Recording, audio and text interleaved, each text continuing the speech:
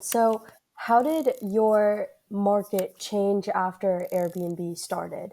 How many properties do you currently manage from a short-term rental management standpoint in how many different countries? So step one for us was creating brand partnerships with all the things that we want to have in the homes. So we partnered with Mocha Master for coffee pots, Dyson for women's hair dryers and vacuums. We partnered with LG for electronics. And so we now spend a lot of time building relationships for products that we want to have in the house, have a very strong brand connection to our types of clients. And what's your positioning right now in terms of your number of funds and the total assets?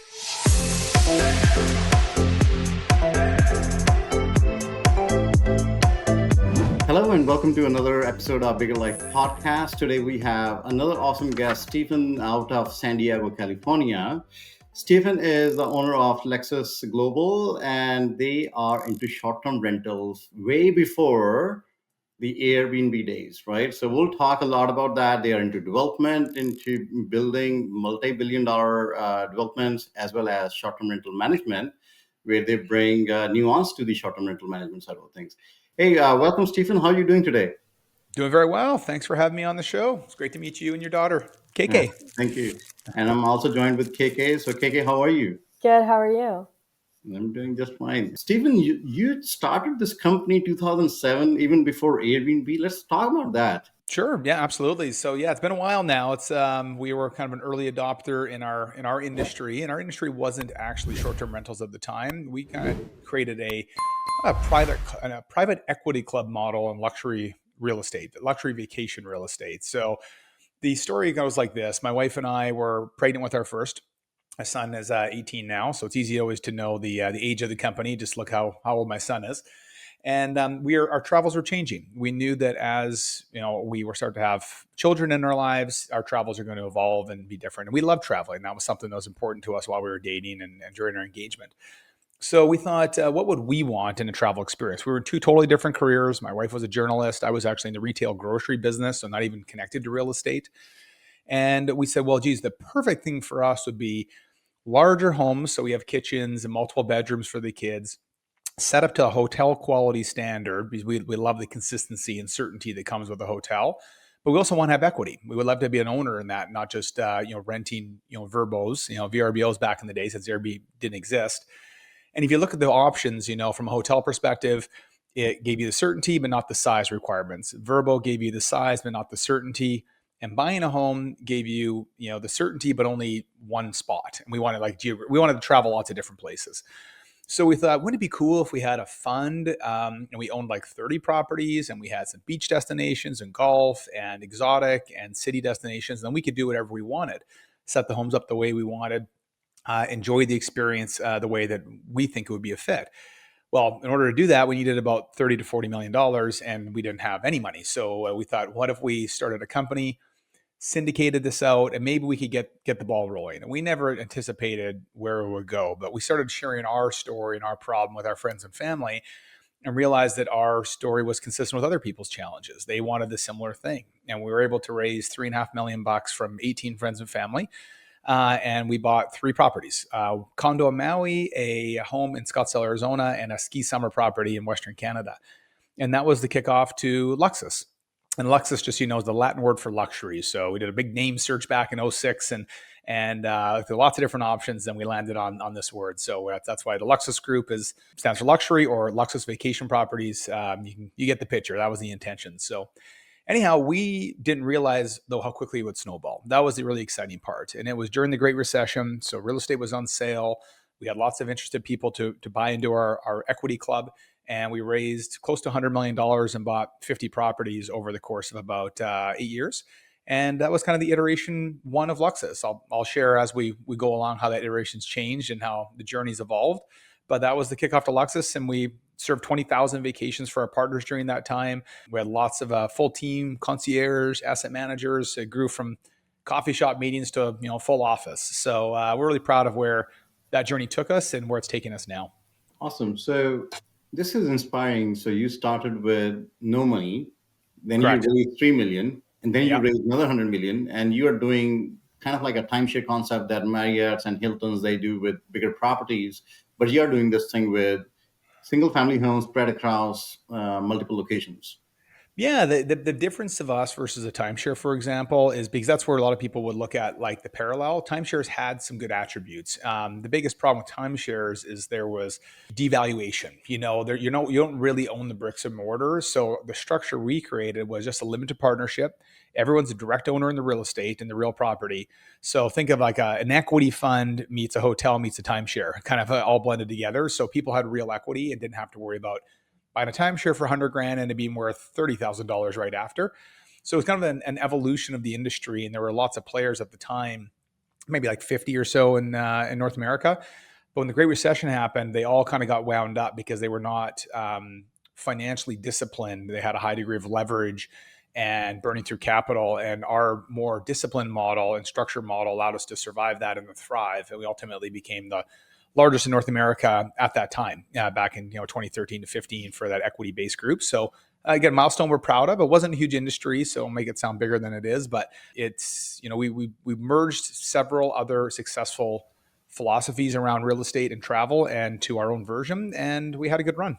So, how did your market change after Airbnb started?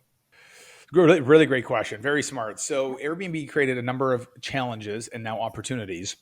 The big challenge originally was that our model is we would buy a property, and let's say, New York's a good example because it's the first one to apply what they call like quote unquote the Airbnb laws.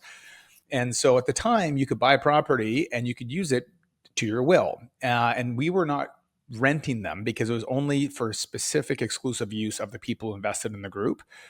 But these Airbnb laws starting in New York and then other cities and now they're everywhere forced governments to change laws ultimately to say that we are not allowing a residential building to become rented like a hotel. And New York had a big hotel lobby, so they were able to shut it down relatively quickly. We were able to carry on for a while, but ultimately kind of got kicked out, for lack of better terms, of the buildings we had. And we ran into similar challenges in other areas of the world where these laws got so strict, it wasn't purely about people renting. It was about like the intended use, transient use of a property. And the intended use of our properties was transient. People would come and go the course of the year. And so it changed the industry dramatically as it related to where we could buy, what type of real estate we could buy, and created some restrictions. On the flip side, it created a lot of good opportunities, which we'll talk about later. But in that kind of 5-year window when they were on massive growth mode going supersonic, it definitely created a little bit of stress in how we approached our buy box of real estate. So, in terms of the laws, even if you're the owner, so the transient use, because I could buy a vacation rental somewhere or two, three people, just say, not even a fun sense, right? Like four partners got together, buy the condo in New York, and I spend a week, and the other friends spend a week. So it's like a month. So they kind of ban that as well. Yes, no, great question. So generally the threshold that HOAs or homeowners association, which in New York is as an example, they're all governed by some form of HOA, and they would take the New York City laws and apply their own rules. And so sometimes the HOA rules are more strict than the city rules. But what ended up happening is generally 4 to 6 partners would kind of be the maximum they would allow kind of on title. In our scenario, our first fund was about $40 million and 200 partners. So even though mine was the primary name on it as the managing partner, if they were to look deeper into it, what would happen is they'd say, you have 200 partners traveling to this home, you're a timeshare. And then, of course, all HOAs restrict timeshare activity. And the definition of us didn't apply. We would probably won it in court, but we weren't looking to go fight, an HOA from a legal perspective. So if you and 4 people or 3 people go buy a property, basically anywhere in the world, you're safe. You start to get to 15, 20, 50, 100, it's red flags. So let's talk about your initial fundraise. Yeah, so you did it with friends and family Yep. for the $3 million, right? How was your cycle? So how did you go about raising additional funding from there? And in those days when Airbnb is not there, so how were you actually selling it? The idea of this vacation rental. Yeah, so the early stages and even till today, I mean, lots of people have different fundraising models. Ours was less about fundraising, like raising capital, it's more about selling an experience and people. The investment was the conduit to do it. So what we did is originally it was just me and one of my first team member, and then we had a couple team members. But really, at the end of the day, it was about 2 of us in the organization that did all the sales for that basically decade of growth. And we tried testing with salespeople, but I felt like we're selling more of an experience, and experience comes with, in order to participate at maybe a $200,000 investment or whatever it may be, would respond better when it's speaking from a place of passion and not kind of a salesperson. Not saying it's right or wrong, it's just how it's worked for us. And so when we went through that journey, we never advertised. It was purely a word of mouth journey. We got a lot of PR because we were growing pretty quickly, and that PR that drove some lead generation to our organization. And ultimately, we would vet the client to make sure they're fit. We said no multiple times. Some people it's just not a fit for. That was a mutual fit, I guess. Maybe they want to be in with us, but perhaps they weren't the right culture for the organization we're trying to build. But ultimately, at the end of the day, just tried to build a really great product that sold itself. And when people brought their friends to this great property and they see this wonderful Luxus home, and then they're like, well, I want to invest. Oh, I'll introduce you to Steve or Luxus and have a conversation. So it was purely about fundraising would be different, because you could raise in chunks of 7 figures or 8 figures at a time, but that doesn't make sense in our model. We're really selling like an equity membership, for lack of a better term. So it was one client at a time at 150 to 250 grand at a time over a decade. And that's how we built it. And what's your positioning right now in terms of your number of funds and the total assets? Well, so that's the big shift for us came. So that's we're actually completely have almost entirely exited that business. We're in the final stages of wrapping up the funds. So I'll explain a little bit of the history of why. We had a good thing going and we were proud of what we created. But what we realized is a couple things. When COVID hit in particular, it was really difficult on Canada. Our country was very locked down. Our clients couldn't travel. And each one of our funds, we had 3 of them, let's say an average of $30 million each for easy math. They all had maturity dates. And that was the mechanism to get our investors out at certain times. So usually about 10 to 12 years. So if they invested in 07, the maturity event was like 2018 or 19. And so it was a good thing because it allowed us to sell quicker in the early stage when someone said, I can see my life through the next 10 years, but I can't see it for 30 years. So instead of having this, resale pressure that timeshares have all the time, we just said, we'll just sell all the real estate after 10 years. You can get your money back and you can reinvest into a new program. So what had happened when COVID hit are the maturity events were starting to inch up on us on all 3 of our funds. And we thought maybe if there's any opportunity to shift our business model to take what we've learned in terms of experiential vacations and managing luxury properties globally, maybe now is the time that we shift into a more scalable model. We can create a bigger impact by taking this standard we've built in terms of everything from the coffee pots to the steak knives to the linens to the pillows to the spa-like bathrooms, and apply it in a way that allows us to scale and grow this into a bigger organization. It's not necessarily all about size, but about just creating a better impact for people. So we in 2023 we announced we are disposing of the real estate. And we're in the final. We have like 3 properties left of the 50. So we're almost done with the full liquidation event. And we instead went into a kind of call it a branded vacation rental management program. So we don't own the real estate anymore. We manage other people's real estate in a similar asset class, kind of 1 million to 6 million type values, homes that would rent from $500 a night to, $3,000 a night, kind of in that range. And we are just a manager. But the big difference between us and our niche approach is we are taking these homes from homeowners and we're applying our Luxus brand standard. So they get our linens and our pillows and our bath and body products and our kitchen supplies. So when a Luxus client travels to Costa Rica or Maui or San Diego or Tuscany, they know the experience they're going to get. And we believe luxury is directly aligned with certainty. So, and happiness is a function of expectations met. And the problem with Airbnb and Vrbo is, as anyone has had at some point, a bad experience traveling because the expectations haven't met what the photos have shown or whatever it might be. And that could be service, it could be the in residence, it could be a crappy sleep, an unfit bathroom, whatever. So we're just trying to provide our clients the certainty to know what they're going to get on the other side. And so we make sure all of our properties, whether it's $1 million place or $800,000 or a $6 million place, we want to make sure that their sleep, their bathroom, their kitchen, and their electronics are consistent across the board. And so that's been the big shift we put thing. And we think there's a massive growth opportunity for people seeking certainty and not just endless variety that Airbnb provides. So, with this shift from owning your own properties and managing them to managing other properties that are owned by other people, were there any challenges that were posed with that? Like, does that shift do anything different to your business model? It's a great question. The big challenges were that when we own the homes, we could do whatever we want to them. So it was really easy. If we wanted to go say, hey, we're adding a new firm pillow to every single bed across the portfolio because our clients are asking for firm pillows, not just soft pillows, just making up an example. We could just go order those pillows and ship them to the properties immediately. Now, under our current scenario, we obviously have to talk to each individual homeowner and say, hey, we found this new amazing pillow supplier. We think it's going to improve the guest experience. It's $200, and we'd like your permission to send these to your home. So that'd be one of the challenges. You don't have the same level of control when you're managing someone's home versus owning, but the homeowners understand. We really work hard to select homeowners that understand the vision we're trying to create. And generally in all cases they get it because they know what they're trying to do, and if it keeps their guest happy and rebooking their property. So that's kind of number one. That would be the challenge. The shift in the business model to that second question is this business now has infinite scale. Our previous business model was limited to the amount of capital we could raise on a consistent basis. So now instead of us having to raise $1 million, five people at $200,000 each, we just contact a homeowner that has $1 million property, and we effectively have another $1 million of assets under management. So the business model for us isn't about like appreciation or financial returns on I say not on the property, but it's more at the head office level, at the company level. How do we create a model that serves the homeowner, the guest, and us in like a symbiotic fashion? And if we can do that well, then we can scale this to whatever size of organization we want.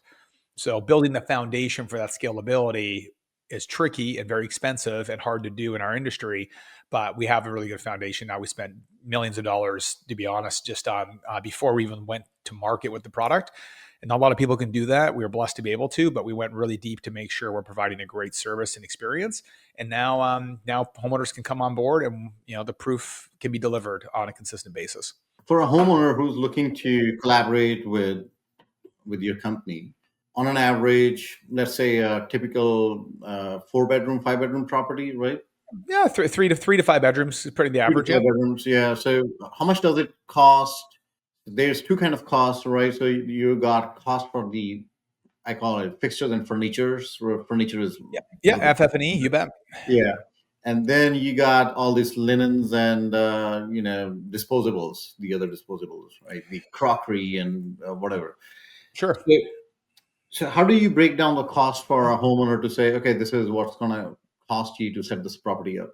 Yeah, no. So that was one of the big pieces we had to figure out in terms of how we could do this in a scalable fashion. And we now have it kind of nailed down. So step one for us was creating brand partnerships with all the things that we want to have in the homes. So we partnered with Mocha Master for coffee pots, Dyson for women's hair dryers and vacuums. We partner with LG for electronics. And so we now spend a lot of time building relationships for products that we want to have in the house, have a very strong brand connection to our types of clients. And then we also have a list of everything else that needs to be in the house. And it's like 15 pages long. And it shows if you had a 3-bedroom house, you need 14 forks and 14 dinner plates and 14 red wine and everything else. So what we do is when a homeowner approaches us first, after we kind of do the initial pitch and explain to them the vision, and we say, okay, they're like, I'm interested. What's it going to cost? So then we send someone to their house and we do a full audit. And we've got a system that goes through and we take a picture of every drawer in every house for everything they have. And then we go to our system and everything's centrally warehoused in central US. And we can say, here is a budget for your particular home to get it to our standard. At which point they can say, no, I don't want to pay the money. I'll just stick doing my own thing. Or they say, yes, let's do that. And then we can just basically push a button for the order. They get shipped to their house and there's 3 pallets in their garage. We send a team down 2 or 3 days. The property is completely set up and ready to go. In terms of price, generally the average package, if a home's furniture is in great shape, let's say they already have good beds and good couches and good, like it's furnished, about 15 to 20 grand. It could be a little less or a little more depending upon on the property, but that's probably a pretty fair average. That would be linens, which is about half the cost. We do have high quality linens.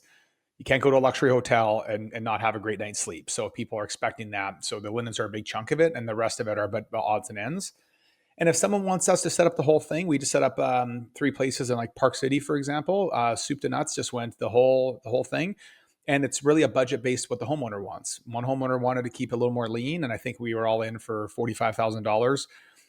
Because our design team will go in and we'll do the whole thing. And the other person wanted to go more luxury, and so I think we spent $80,000. So we can adjust the furniture budget the design, that aspect to kind of whatever budget meets a certain minimum standard, of course, but whatever meets the homeowner's desires. And some homes might cost $250,000. Like we just had a client that did it themselves in Costa Rica. Absolutely phenomenal property, and they probably spent $300,000 on furniture. They took our list, but they had their own designer and their own team and everything did it, and it's completely set up. But they're because it's their home, and they're really excited about it. So, it's totally up to the homeowner on if it's more financial or is it kind of their home and they want it perfect. And but we, generally speaking, we just did two in Palm Springs, and their homes are set up really nice. We did the audit. The audit came back really clean. We recommended some, blackout window covers for the bedrooms.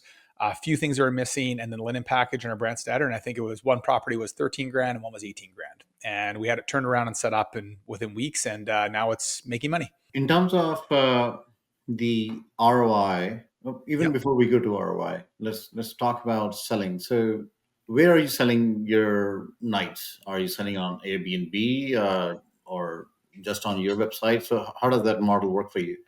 This is a very, very important part of the model. So I'm glad you asked, is that generally speaking, you have three types of ways to rent your property. Three types of homeowners. You can do it yourself, the do-it-yourselfers, put on Airbnb.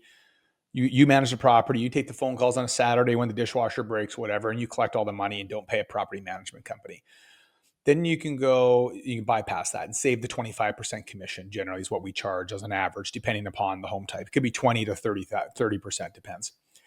You go to a big national company, but there are no successful national companies. Vacasa was the big one. And if any of you follow the industry around Vacasa, they have all sorts of troubles. And no one at a national, international levels really solved the problem. And now remember, Airbnb, just for the sake of the listeners, and VRBO are purely platforms for distribution. They don't manage homes. You know this, but just wanted to kind of set the ground. So a Vacasa distributed. So they sold their nights off, and they also managed the homes.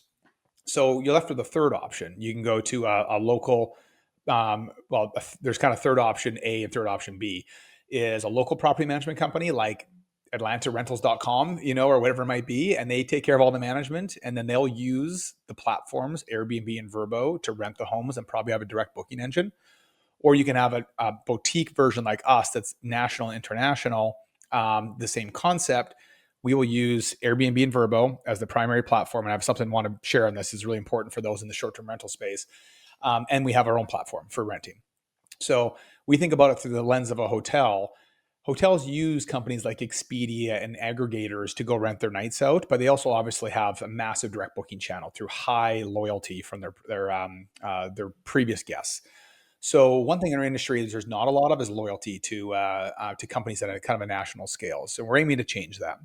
So what we do is we use Airbnb and Vrbo and any other platforms we might want, booking.com or Plum Guide or whatever we might want to use. And that's how, because those platforms are massive. Let them do the advertising. They spend billions of dollars. Let them drive clients to our properties. And then we also have luxusvp.com where people can book directly. So the flow to get someone in our ecosystem is we already have thousands of people that have traveled with us over the years. So we have this strong loyal base, and we have about our latest one from our scorecard this past week was 33% direct booking ratio. Very, very high. Most people rely on 90% plus of their bookings that come from the OTAs, online travel agencies like Vrbo and Airbnb. So we're like, okay, if we can drive direct booking traffic, but how do we get that client? Well, let's get it through Airbnb. And this is the game. This is maybe the most important thing to share. Airbnb has a highly sophisticated, ever-changing algorithm to get your property's visibility up on their platform. And so again, things Ray, because you're in the short-term rental business. And there's a lot of people don't realize how, and Vrbo too, it's a little bit different, but it's similar, is everything you do on that platform to gain a client either punishes you or rewards you in the algorithm. And so you wanted to get rewarded on everything you do. So everyone knows you get a 5-star rating and a review. It's a reward. It helps. It helps kind of drive up your visibility. But there's dozens of other levers that you can pull in order to optimize, your listings algorithm. So we spend a lot of money on this. We have an outside company and we use internal resources as well to look at everything from it's the first photo that shows, the first sentence of the description, exactly the rate management. It's all dynamic pricing. It's not seasonality. It's pure dynamic pricing the same way a hotel does it and an airline does it. The search criteria, the cancellation policy, all these things create a reward system. most people want to try to do is they try to steal the client from Airbnb into their own platform immediately to save the channel fees, but that's a punishment on the system, and you get your knocked down. If you're on the first page when someone searches Atlanta vacation rental, like it's easy. It's easy at that point. It's just really hard getting to the first page or the first few pages. So we spend a disproportionate amount of energy driving this optimization effort through the algorithms. Someone finds us. They don't know that we're a Luxus Vacation Properties home. We're just another home on the platform. They come through us, they stay at our home, they have a remarkable experience. They see Luxus on the TV, they see Luxus on the countertop, they see Luxus beside the bed, about our brand standards.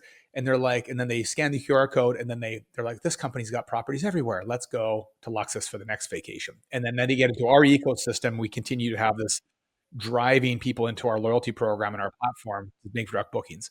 So we don't ever use the OTAs to try to steal clients. They're partners. We think they're a very valuable resource, but we would love eventually for that client to get into our ecosystem and they have direct bookings with us. So long-winded answer, but it's there's a lot of stuff on Instagram talking about optimization for algorithms and such. I think that we do it better than anyone, only because we weren't doing it better than everyone a year ago. We've been working hard to figure it out, and the results now is we're getting disproportionate outperformance of the market comps because our clients' properties are performing better than their neighbors, which is ultimately now what we can use as a proof of concept to bring on new homeowners. Yeah, absolutely. If you're doing 33% or upwards of 30%, right, direct booking, that's a great feat to have because, as you rightly said, 90% of the bookings, or in some cases, when you first start, I mean, 100% of your bookings are coming from Airbnb and a little bit from Verbo. I mean, depending on where the property is located, if it's a little bit more on the tourist where Verbo was initially stronger, then you might see a little bit uptick on the Verbo side. But if it's in the city, then it might be majorly heavily on the Airbnb side. You're right. A lot of people, you're right. Some people don't want to manage their own platform. It's hard, it's time consuming, it's expensive. So they just run 100% Airbnb, which is a strategy and it could work, but it's never be as optimized as having multiple channels to drive your guests through. It's just most smaller shops can't afford the resources of managing multiple channels. And person that's punished at the end of the day ultimately is the homeowner because they're not getting maximum visibility. So we've created a platform that allows for all these levers to be pulled simultaneously. And again, direct bookings are fine. And the concept of some people can say they brag they have 30% direct bookings, but if the home is only occupied 40% of the year, is that actually a good scenario? Our occupancies in some of our top performers are 75, 80, 90%. And at which point it's because all channels are firing on all cylinders. And then the homeowner's making so much more money than they were before, where, they're going to stick with you for a long time, forever. I want to touch on something. So you are focusing. So I also have short-term rentals for the audience, right? So I manage 7 or 8 personal short-term rentals, and you are doing managing short-term rentals on the luxury side of the things. Now, mine are they're set up pretty good, but I don't know if I'm spending the $200 on the pillow. It's a still Yeah, fair enough. We're pillow. not You that know what I expensive, mean? but that was for lots of pillows. Yeah, there's lots of pillows that you can get sub maybe $50 Yeah.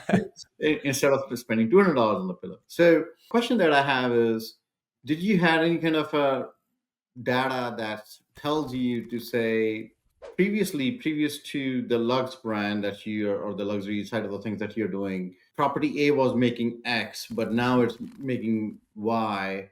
Or where I'm going with this is, do you know for certain that this luxury stuff that you're spending upon, I mean, my properties still have the shampoos, the conditioners, the whole shebang, but probably you're spending a little bit more, but are you getting that in return? So it's a really good question. And a year ago, even 6 months ago, I probably couldn't answer that question. But now we kind of full year cycle. We have real data from people that were doing it themselves with a local property management company and a national property management company. So we have all three to compare against, and we're beating all of them. But it's not just about and we're talking beating like their best COVID years when things were artificially inflated. So it's like a humble brag, but it's something that all these things fire at the same time. So is it just the brand standard and the experience, or is it just the revenue optimization through the algorithms? Is it just the direct bookings? No, it's all things that create a better platform for revenue for the individual homes. But what I can say from a homeowner experience specific to the brand standard, so when our homeowners, to go back, they put 20 grand in, they're like maybe cautious in the early stage. Am I going to make it up? Well, they made $40,000 more in year one. Well, made a pretty good return on investment for the homeowner, and we can now prove that. If you were to ask our guests, so I think that if any guest listening to this, any guest, if you had a choice between two properties that were identical in Atlanta, your property and this property, and one was totally certain you knew the experience you're going to get, and one was a maybe, people will choose certainty all the time. So creating an expectation, just that's why people go to the Marriott. They know exactly what they're going to get.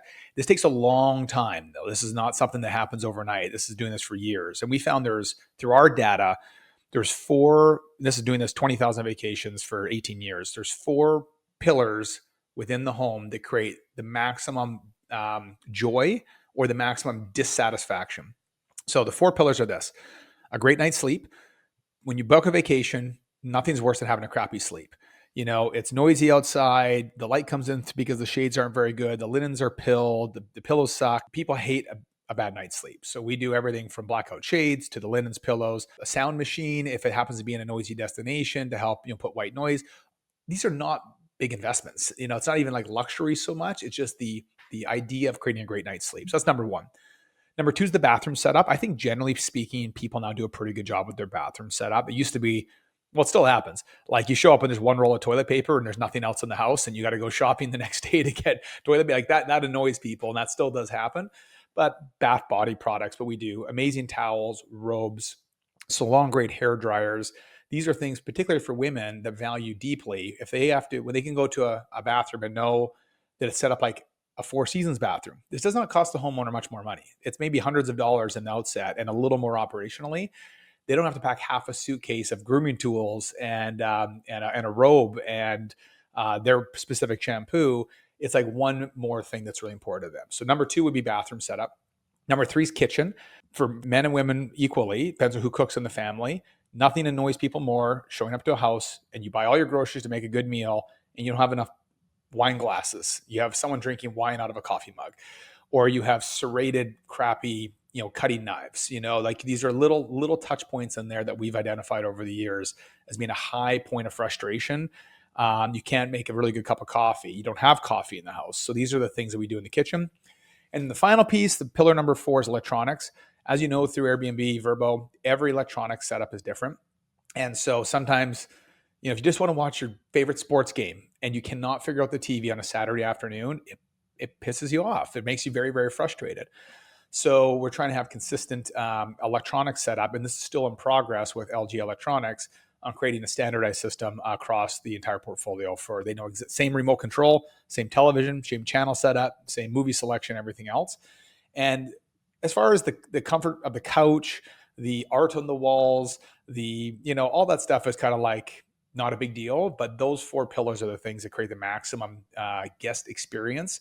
And those don't have to be expensive. They just have to be consistent. So, sorry, long-winded answer, but that's where our data has positioned. And now we're seeing the rebookings happen.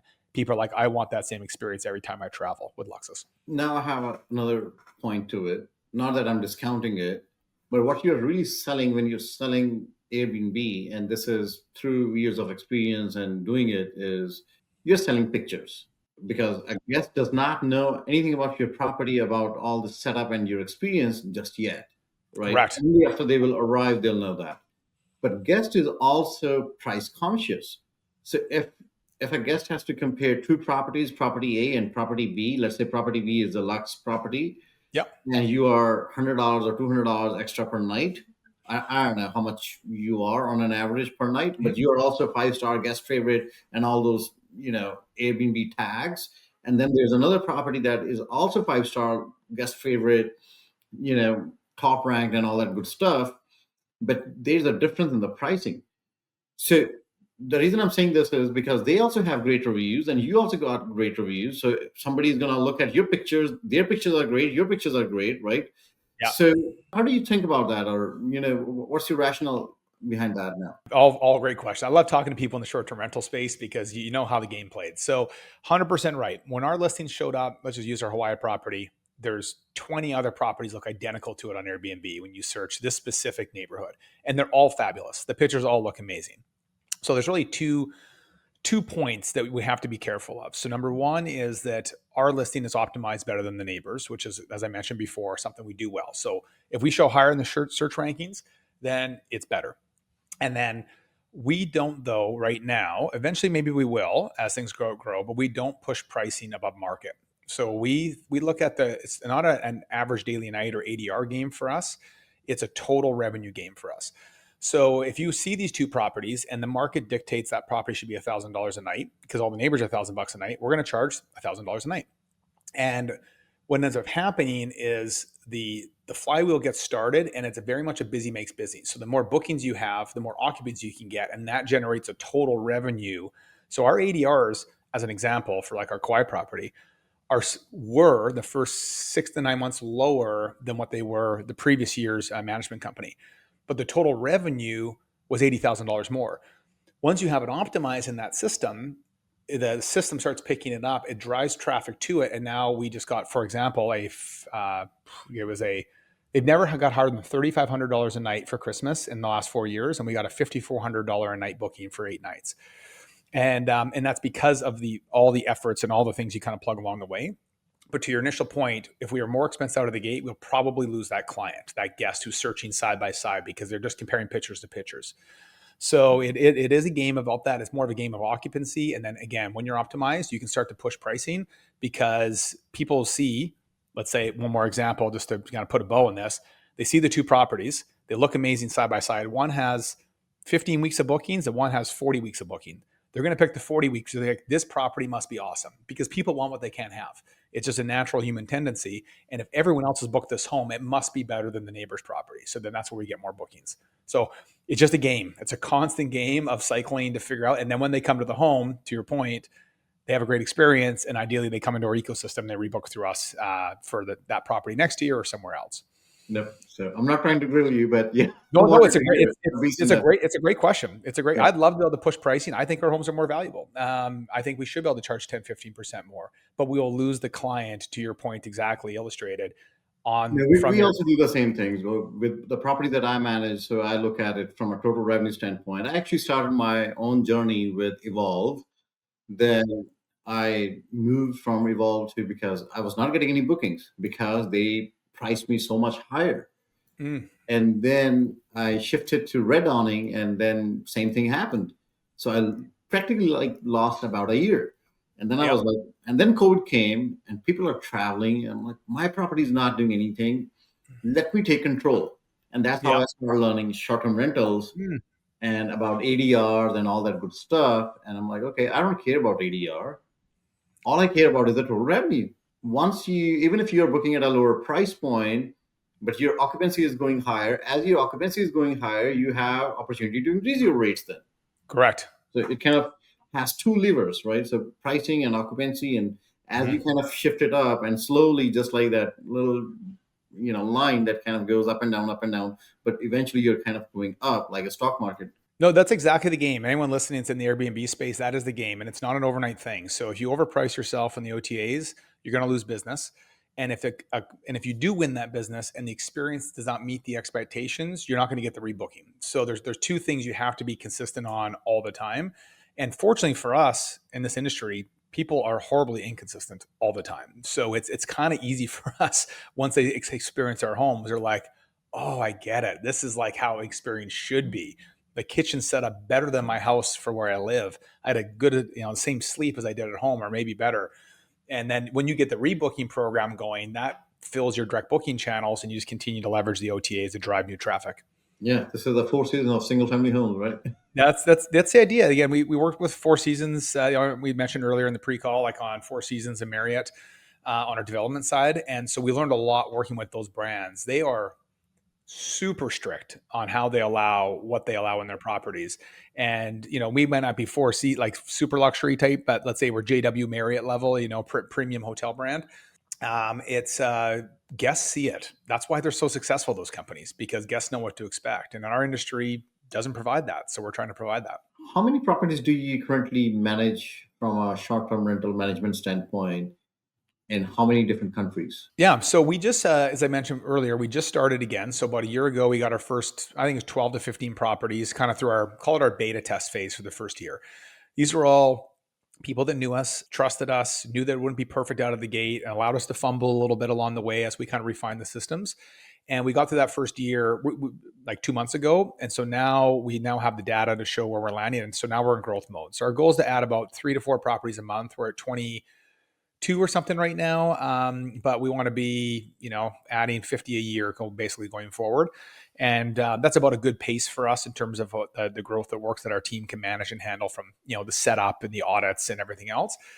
We have infinite scale from our platform's perspective. But so I'd say ask again in a year, we should be at, 60, 70 properties and then continue to grow, aggressively from there. Yep, awesome.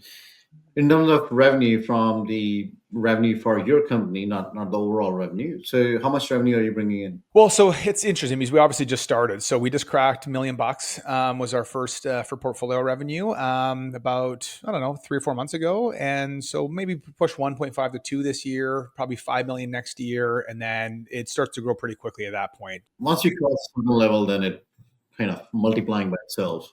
It does, because your existing properties start to get optimized. So they start to hit their like steady state. Usually takes anywhere from 9 to 24 months to kind of hit steady state. Depends on how well it's received in the market. And so those ones are starting to hit their steady state, and you're always adding new ones. And our goal is $100 million portfolio revenue, which is about 25 million in commission. That's a very important threshold by kind of industry standards, because very, very few people have gotten there and maintained profitability. So that we want to make sure we're adding only profitable homes. For us, we have a very high cost of service delivery to deliver that Luxus experience. So homes that generally for us have to be over 125,000 a year is kind of the minimum. Our average would be, our goal is to be closer to 200,000 per property. So we're pretty particular on the homes because we're kind of perfectly designed to suit. Then you just get 400 properties doing 200,000 a year. There's 80 million. It adds up pretty quick. Now, if it was easy, everyone would do it. It's not easy, as you well know as an entrepreneur, but we're on the right track. Yeah, absolutely. It takes a lot of work, a lot of time commitment. There's a lot of things that are going behind the scene, because short-term rental industry is very different from, in this podcast, we talk about real estate in general, commercial, which is triple net leases, and long-term rentals, and then short-term rental.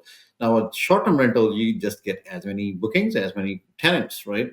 And there's a check-in, there's a checkout, there's a whole lot of management that kind of goes in. So are you out of popcorns, or are you out of coffee? I mean, with long-term tenants, you don't have to worry about those things. Tenant is going to bring in their own coffee and popcorns.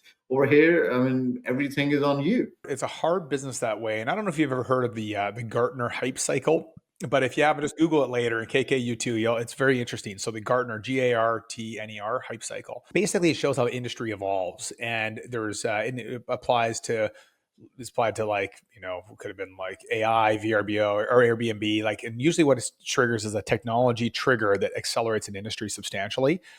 And in the case of the short-term rental business, it was Airbnb back, 15 years ago. And it triggered this massive boom where everyone kind of jumped on this technology wagon and carries this massive spike. Then eventually things stabilize, and these crazy valuations. I mean, Vacasa was valued at 2.4 billion, in 2023, and they just sold for 114 million. Barely, and I don't know if they're even going to get that.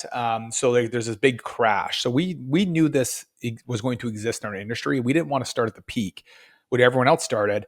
Let's wait for the dip, and the dip's the hardest part. So we're now in this dip, and what emerges in the Gartner hype cycle is a stable, steady industry.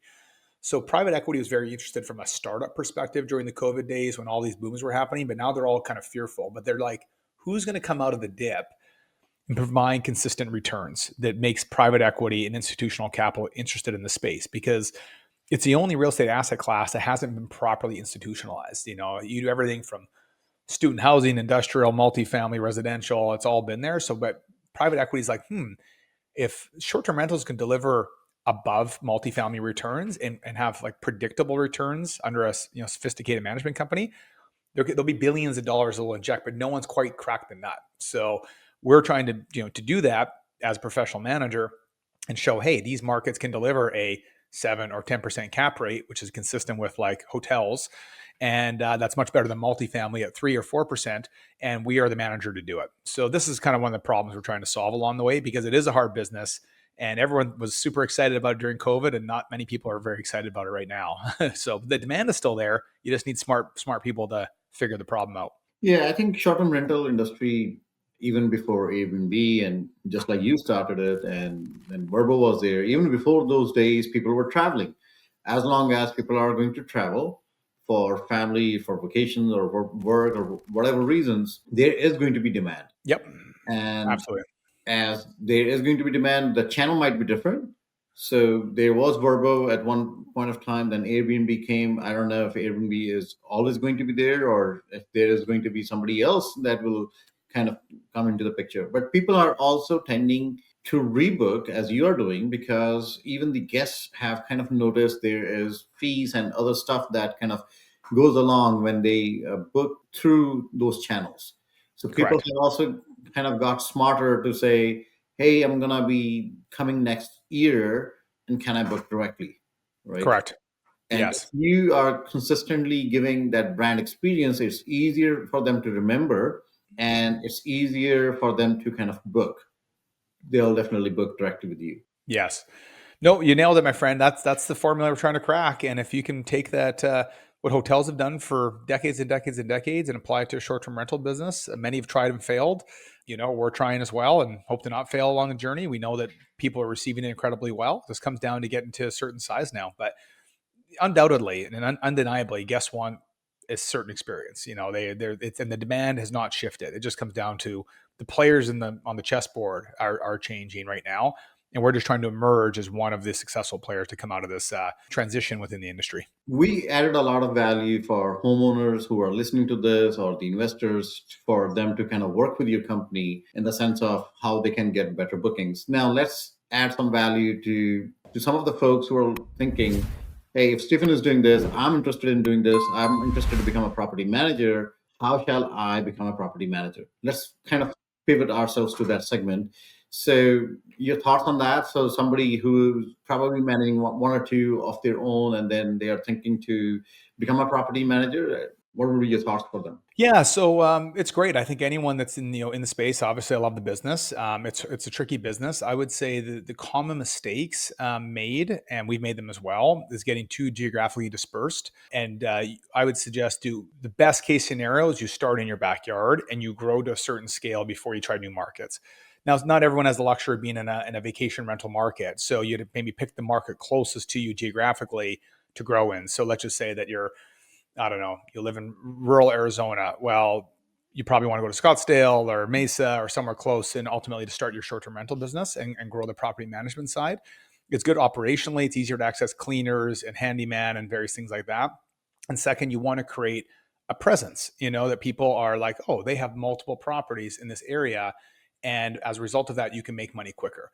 If you've got a home in Scottsdale and a home in Vegas and a home in Tucson and a home in San Diego, your top line may look better, but you will not make money. It's virtually impossible to do it at that level. I'm not saying that, virtually impossible, not impossible, but it's very, very hard. It'll be very hard on you operationally to manage multiple homes. You got a property manager calling from San Diego and some guy calling from Vegas and trying to sort it out. So if I was new to the space and I was not trying to build what we're trying to build, is I'd say you start locally in a market you're very familiar with, and you probably have relationships to get to, first few properties, 5 properties or 8 or 10. Try to grow it to 15, 20, 25 properties. That's a good number. And even if you're averaging 50 grand a year or 200 grand a year, you get to a certain scale operationally. You can actually have your own team of people that are doing things. Second thing is I would go all in probably on Airbnb to start and just focus on one OTA and try to optimize to the fullest extent with all the kind of the masterclass stuff we gave earlier today about pulling all the levers to optimize those listings on that platform. Managing multiple platforms is tricky. And then from there, if you really want to have a brand, you start your own platform and you use it as a conduit to try to bring people into it. So again, I'm talking if you're really bootstrapping. If you have the resources, then do multiple platforms and do your own direct booking engine. But if you're really kind of limited on capital, one market, all in on Airbnb, optimize the heck out of it, and then add the layers at a later time. Now, in terms of acquisition side of the things, so how do you go about acquiring these luxury properties or higher end properties? Yeah, so for us now, it's a good question. It's the one thing we've never in our business have had to do because it's always been a word of mouth game, which is still going to be an important funnel for lead generation for the new company. But we need to switch our mentality from a singular source of lead generation to multiple funnels. And in our particular space, there's lots of ways to do this. I mean, from door knocking to cold emails to using brokers as conduits into their client list and paying them referral fees. But we are going all in. I say all in. We're going to go very deep on a direct to consumer campaign where we highly review every property we want in a certain market and we identify them. Let's just say that there's a market that we like, and for Big Island, Hawaii, we have 178 properties that we believe would fit our model. We want 20 of those. So we're doing direct mailers with actual video messages from me that go directly to that. It's expensive. We FedEx them to their place of residence, not their vacation rental. So they can receive it directly at, if they live in Seattle and they own a place in Hawaii, they're going to get in there. They're going to open it up. It's going to be a message from me with a handwritten note. And it will be something that they've never received before from a property management company. And our goal purely is to get them on for a phone call to try to earn their business. And so when we select their home, it's not just how it looks for photos, it's what property management company they're with. Are they with a good performer or a poor performer? How are their calendars? Are they completely full or empty? Well, they're completely full, we're probably not going to send them a mailer because they're probably not going to make a change. If they're completely empty, the likelihood of them calling us is like, oh, these guys actually might do better. I'm going to give them a call and understand. So there's a lot of value to be put in a direct to consumer campaign versus it's kind of the shotgun approach versus the sniper approach. Shotgun is send out 500 flyers and hope a couple guys call you, or send out 20 highly curated handwritten messages to the people you want to work with, and get a higher. It's going to cost you a lot more per lead, but your total CAC or cost of client acquisition will likely be lower. So that's the campaign we're starting in the next month, and we're going to be doing hundreds of them. And then, put me on the podcast again in here. I'll tell you if it worked or not, but I'm pretty confident it's going to go well. It's going to go well because I was actually also looking kind of into something similar.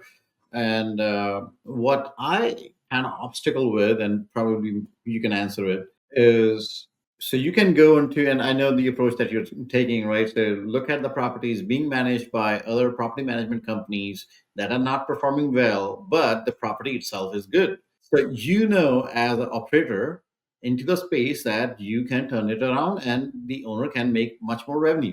But the challenge is if you look on Airbnb, you don't have the address. You generally have a location, but it's not the exact address because I look for my own property. Most of the people, they kind of disable the exact location thing, right? So it kind of shows in the general area. So how do you figure out which property it is? I mean, once you know which property it is, you can find the owners and all that good stuff. But how do you figure out which property it is? A lot of work. That's a good question. So there are programs or companies out there that provide the data that have done all the data scrubbing. Ventori is one of them, and we pay for these services.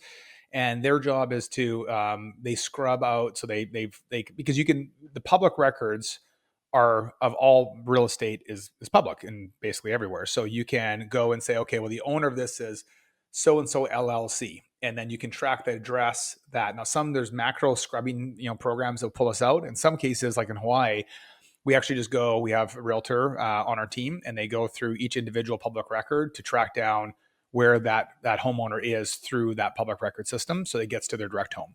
Some cases it's hard. Some cases we just have to send it to the vacation home, but you can get that information. It just comes down to a whole bunch of work.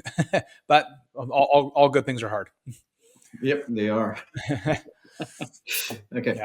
Yeah. So we put a lot more, to summarize, we put a lot of effort up front to identify the right clients and make sure that the message we're sending them gets the highest degree of likelihood it gets to the decision maker of the family. It's not a perfect science, but if you just use Airbnb and then you try to map it and go on the street and match the home up, and we used to do that. Now we've spent a lot of money to fund various tools in order to help us get directly to the client. Awesome.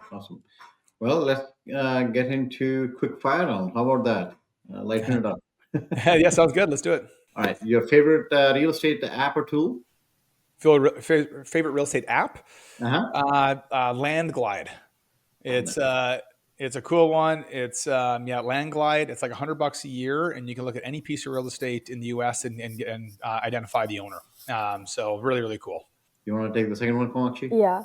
Okay, one thing every new agent should focus on. It would be find your niche. It's there's I would say agents are a dime a dozen, but there's a lot of them out there, and I think people appreciate working with specialists. That you become an expert in a certain geographic region, a certain type. Are you really on long-term rentals, short-term rentals?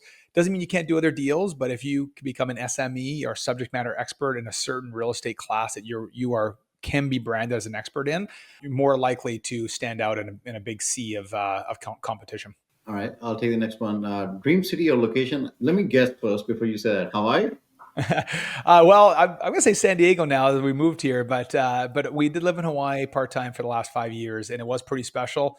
But I'm going to say San Diego is pretty darn great. We feel blessed to be here. We moved to it, as we mentioned, we moved from Canada down here, so we did a lot of time selecting kind of our dream place. So we're here now. Okay, this kind of fun one. It says, what's your morning routine like? Morning routine. So get up generally between 5:30 and 6:30. I pretty much big glass of salty water to hydrate, and morning supplements, and then I usually just kind of dive right into work for about an hour just to kind of get organized for the day, make sure I'm off to a good space, and then cold plunge just about every day, maybe 6 days a week. Nothing like triggering that. Amazing custom brewed biohacking coffee.